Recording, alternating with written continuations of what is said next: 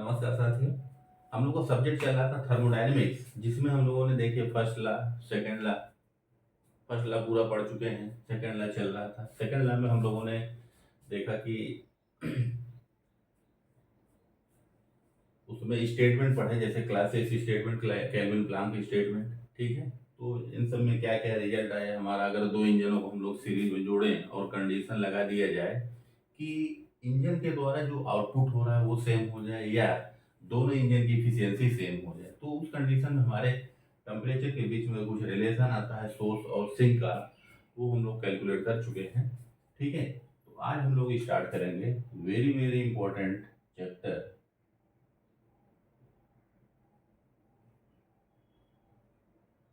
Entropy. ठीक है, तो एंट्रोपी चैप्टर बहुत ही इंपॉर्टेंट चैप्टर है। देखिए, कहने का तो एक टॉपिक ही होगा ऐसे, लेकिन हम लोग थोड़ा सा इसको डिटेल में पढ़ेंगे। इसके कई कंडीशन आती हैं, एक एक कंडीशन हम लोग प्रूव करेंगे। आपको मजा आएगा इस चैप्टर में। ठीक है, तो हेडिंग डाल लीजिए एंट्रोपी। सबसे पहले हम लोग इसकी देखेंगे डिफिनीशन। तो एंट्रोपी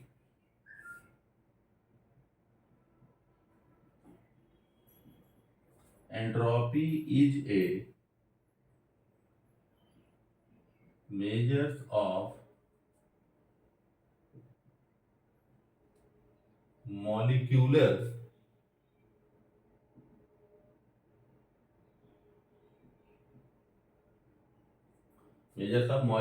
disorderness या molecular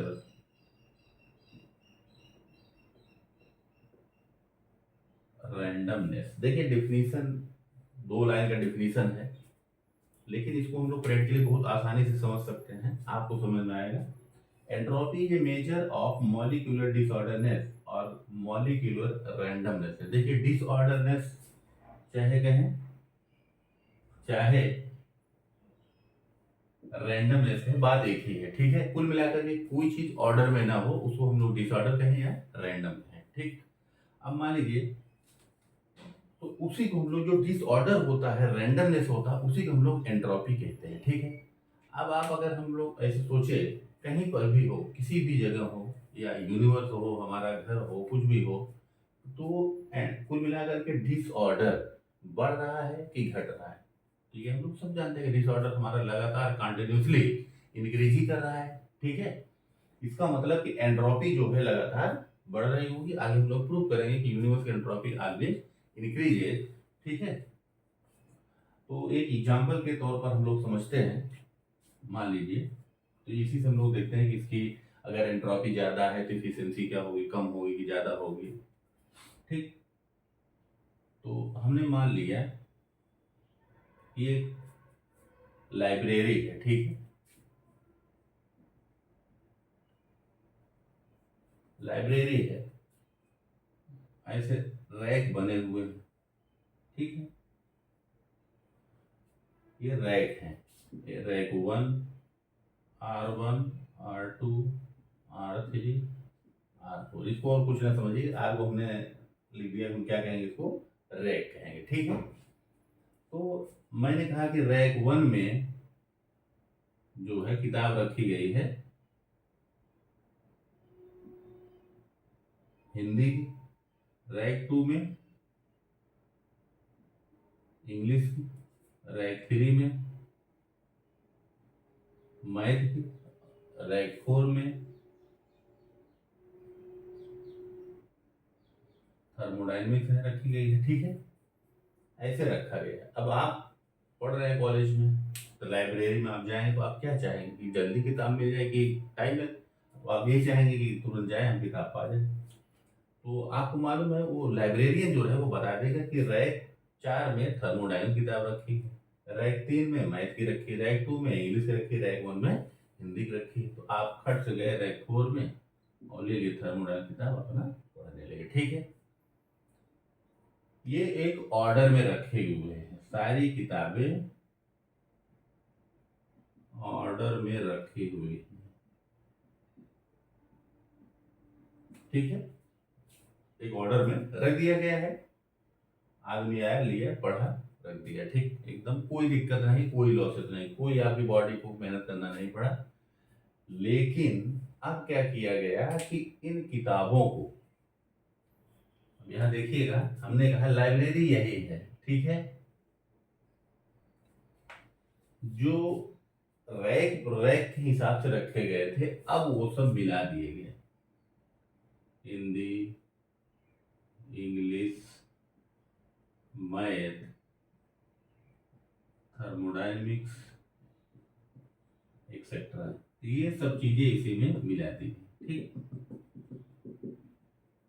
अब मिला दी गई, तो अगर अब आप आएंगे और ढूंढे थर्मोडायनेमिक्स किताब, हो सकता है लक बाई चांस मिल जाए, नहीं तो आप पलटेंगे, पलटते पलटते काफी मेहनत लग जाएगी, पसीना होगा, मतलब आपको दिक्कत महसूस होगी, मतलब जो चीज ऑर्डर में रखा गया वो चीज क्या कर दिया गया, डिसऑर्डर कर दिया गया। डिसऑर्डर कर दिया गया तो हमको कठिनाइयां होने लगी, मतलब कि मेहनत ज्यादा लगने लगी, हमारी इफिशियंसी घटने लगी। यहाँ पर आप लेके आए, तुरंत पढ़ लिए, बस, ठीक है। तो कहने का मतलब ये है कि कोई चीज, अब देखिए यहाँ पर जो डिसऑर्डर है जिसकी वजह से दिक्कतें क्रिएट हो रही हैं, वही हमारा क्या कहलाता है, एंट्रोपी कहलाता है। तो अब आप यहाँ पर देखिए, यहाँ पर हम लोग क्या लिख सकते हैं कि अगर डिसऑर्डर, बड़ा बड़ा लिखिए,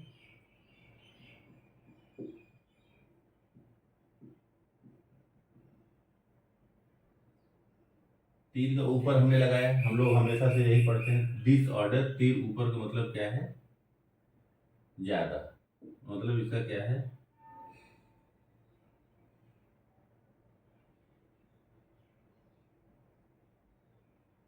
ज्यादा है, ठीक। अगर डिसऑर्डर ज्यादा तो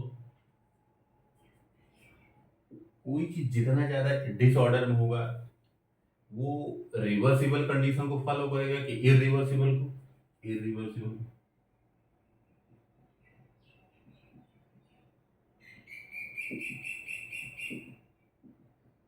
इरिवर्सिबिलिटी क्या होगी, ज्यादा। अगर इरिवर्सिबिलिटी ज्यादा है मतलब इफिशियंसी क्या होगी, इफिशियंसी क्या होगी, सॉरी सबसे पहले तो ये बताइए कि अगर डिसऑर्डर ज्यादा, इरिवर्सिबिलिटी ज्यादा, एंट्रोपी, देखिए डिसऑर्डर ज्यादा है तो एंट्रोपी क्या होगी, वो भी ज्यादा होगी। एंट्रोपी ज्यादा होगी तो इफिशियंसी क्या होगी, कम हो जाएगी। मतलब कहने का ये है कि हम लोग ये जो चैप्टर पढ़ रहे हैं, अगर इस कंडीशन में डिसऑर्डर बढ़ गया तो एंट्रोपी हमारी बढ़ जाएगी और इफिशियंसी घट जाएगी, ठीक है। तो इसका सीधा सा ये थ्योरेटिकल हम लोग पढ़ते हैं, अब ये कंडीशन हम लोग देखते हैं रिवर्सिबल साइकिल, रिवर्सिबल साइकिल के लिए, तो हमारा कुछ वहां से रिजल्ट भी आएंगे जो कि न्यूमेरिकल में काम आते हैं, ठीक है। ये डिफिनीशन समझ में आएगी, डिफिनीशन ये पूरा डिफिनीशन ही है, कहने का मतलब कि जितना ज्यादा डिसऑर्डर होगा उतनी ज्यादा एंट्रोपी होगी, ठीक है।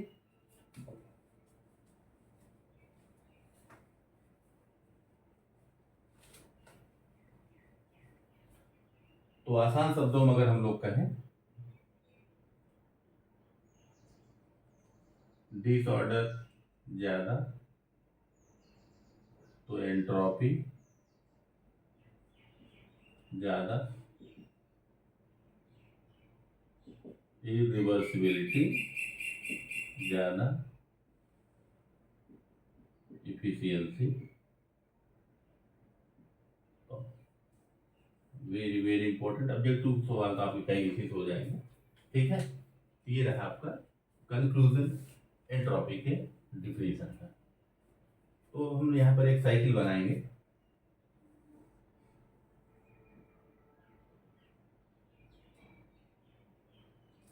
ये रैंडम डायग्राम हमने इसे बना दिया है,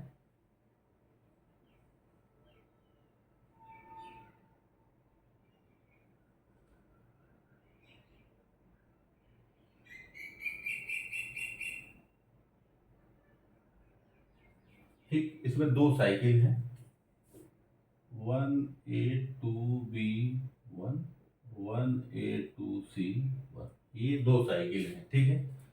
1A2B1 एक साइकिल, 1A2C1 दूसरी साइकिल, ठीक है। ये साइकिल के लिए दिया गया है। तो फॉर रिवर्सिबल साइकिल,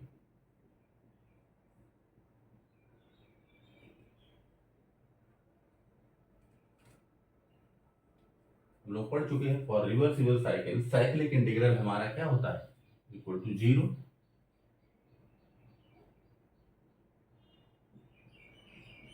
ये पढ़ चुके हैं हम लोग। क्लासियस इनइक्वालिटी हमारा क्या था, यही कहा था। क्लासियस इनइक्वालिटी के हिसाब से cyclic integral of del Q upon T less than or equal to 0, ये आया था हमारा।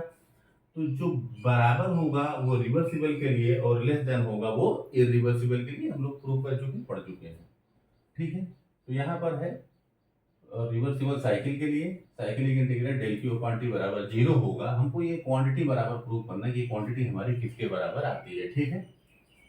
तो फॉर साइकिल 1A2B1, ठीक है, इस साइकिल की बात करेंगे हम लोग।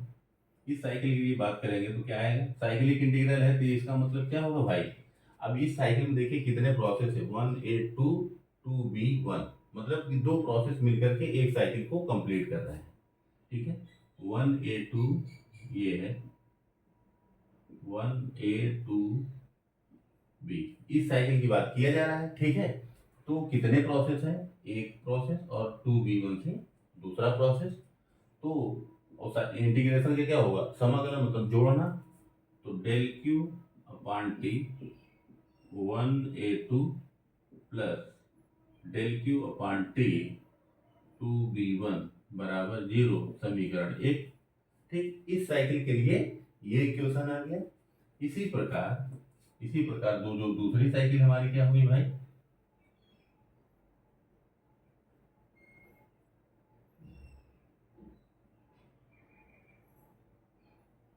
AC 1A2C1 ये साइकिल है। उसके लिए क्या होगा, अब यहाँ पर हम लिख दें फॉर साइकिल 1A2C1। अब दूसरी साइकिल की बात कर रहे हैं हम लोग, तो कितना आएगा, del Q upon T 1A2 plus del Q upon T 2C1 बराबर 0, इक्वेशन 2, ठीक है। अब इक्वेशन 1 में इक्वेशन 2 को घटा दीजिए तो क्या रिजल्ट आता है, इक्वेशन 1 माइनस इक्वेशन 2, तो क्या आएगा भाई, del Q upon T 1A2 del Q upon T 1A2 ये कट जाएगा, बचेगा क्या, del Q upon T 2B1 minus del Q upon T 2C1 बराबर 0। ये नोट कर लीजिए तो मैं ऊपर लिखूं, ठीक है।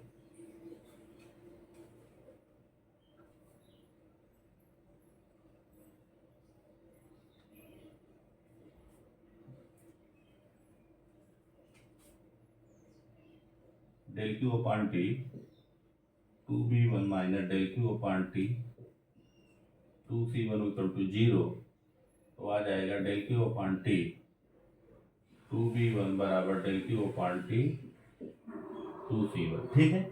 मतलब कहने का ये है कि ये quantity del Q upon T आ रही है, जो प्रोसेस चाहे हमारा 2B1 हो 2C1 हो, क्या आ रहा है, वो सेम आ रहा है।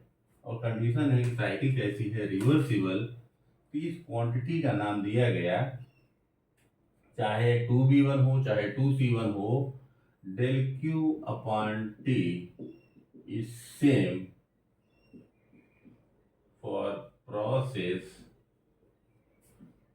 2B1 एंड 2C1, ठीक। इस क्वांटिटी का नाम दिया गया चेंज इन, सॉरी थोड़ा सा और एक समझ लीजिए, अगर ये दोनों प्रोसेस के लिए सेम है, इसका मतलब कि ये जो क्वांटिटी है, ये क्वांटिटी कैसी क्वांटिटी कहलाएगी भाई, ये क्वांटिटी की कौन सी क्वांटिटी कहलाएगी, पॉइंट फंक्शन की पाथ फंक्शन। देखिए पाथ अलग अलग है, 2B1 2C1 अलग अलग पाथ हैं, लेकिन ये value del Q upon T क्या आ रहा है, कांस्टेंट आ रहा है, दोनों पाथ के लिए सेम है, मतलब क्वांटिटी इज पॉइंट फंक्शन। ठीक, ये क्वांटिटी कैसा है, पॉइंट फंक्शन, और इसको कहा गया एंट्रोपी। ठीक है, तो यहाँ पर जो है डेल क्यू अपॉन टी है वो लिखा रहेगा एंट्रोपी चेंज, मतलब कि एंट्रोपी एक पॉइंट फंक्शन है। तो ये बार बार ये रिलेशन आया, इसमें कह दिया गया कि हमारा, ठीक है। अब देखिए जो भी प्रोसेस कंप्लीट हो रहे हैं उस दौरान डिसऑर्डर बढ़ रहा होगा, डिसऑर्डर मतलब कुछ न कुछ डिसऑर्डर होगा, एंट्रोपी वहां पर मेजर किया गया, तो जो मेजर किया गया वो हमारा क्या है, ये है एंट्रोपी चेंज।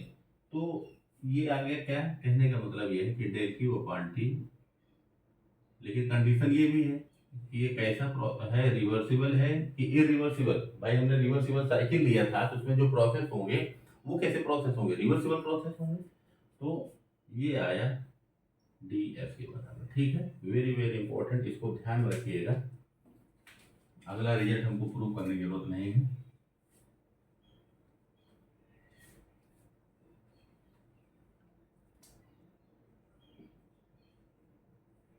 तो आप लिखिएगा फॉर रिवर्सिबल प्रोसेस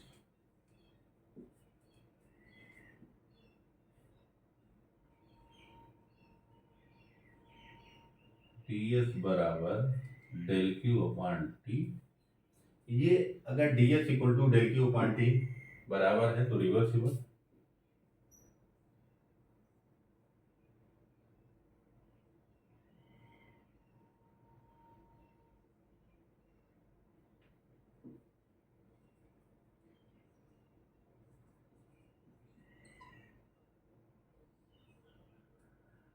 अब आप देख सकते हैं हमने लेस देन लगा दिया, तो पहले आप ग्रेटर देन देख लीजिए।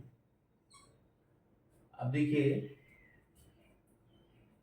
यहाँ पर चेंज इन एंट्रोपी ज्यादा डेल क्यू अपॉन टी से, इसको क्या कहेंगे हम लोग, ये किसके लिए है, रिवर्सिबल के लिए। ये किसके लिए होगा, इरिवर्सिबल के लिए। अगर हीट, मान लीजिए हमने कहा हीट ट्रांसफर ज्यादा, तो डिसऑर्डर ज्यादा होगा, डिसऑर्डर ज्यादा होगा तो एंट्रोपी क्या होगी, ज्यादा हो जाएगी। मतलब ये है इरिवर्सिबल के लिए। ठीक है,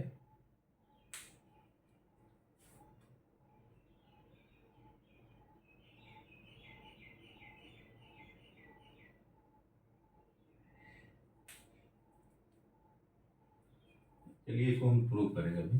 ठीक है, तो कंडीशन हमारा क्या है कि फॉर रिवर्सिबल प्रोसेस हम लोगों ने प्रूव किया।